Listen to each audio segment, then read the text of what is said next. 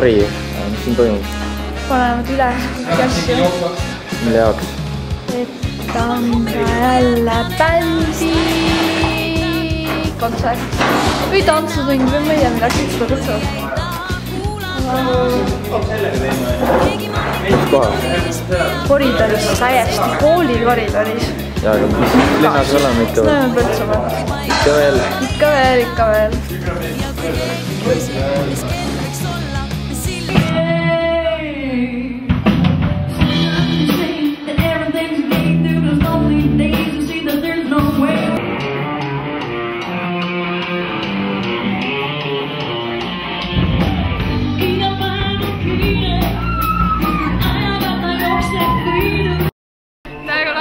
Väga lahe oli. Millest sa rääkisid?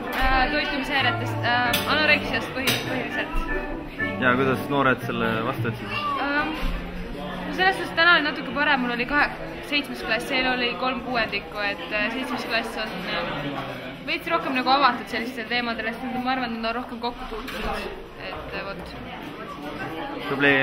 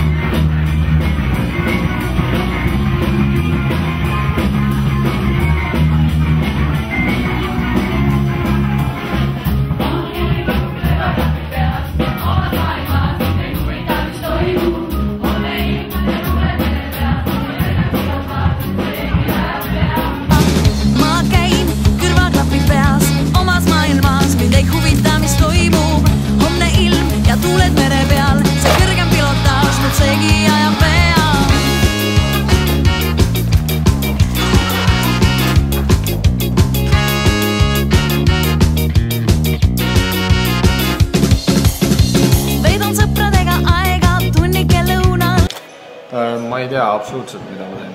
Keset päeva, kuid kas siin ei anna asu, nende probleemid mul pähe ei mahu. Iga ühel vaja mõelda ei jaga.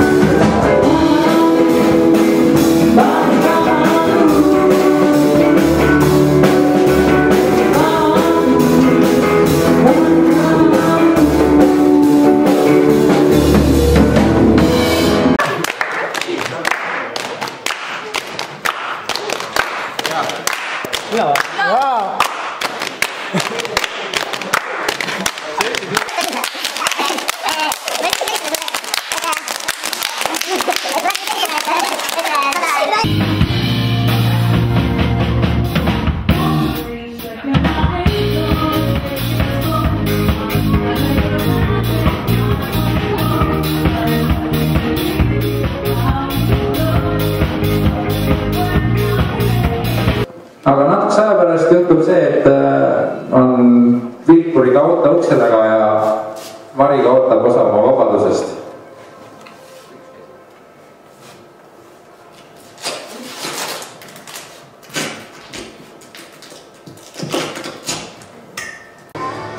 Ja iga meie valik justkui piirab meie järgmisi valikuid, eriti kui me midagi valesti teeme. Selleks võib olla väga erinevad asjad. On see valetamine, on see varastamine, on see võib-olla koolis. Sa teed valiku, et ma täna ei õpi, homme on küll kontoritöö, aga ma täna ei õpi, ma kirjutan spikri.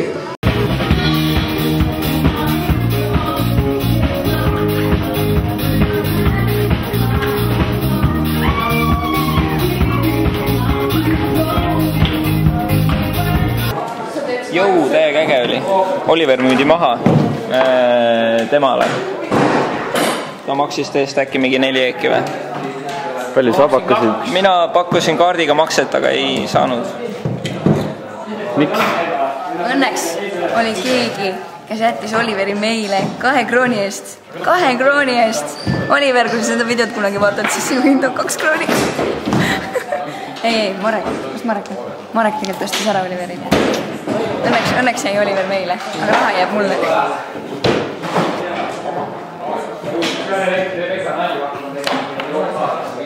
Ma käin kõrvaklapid peas.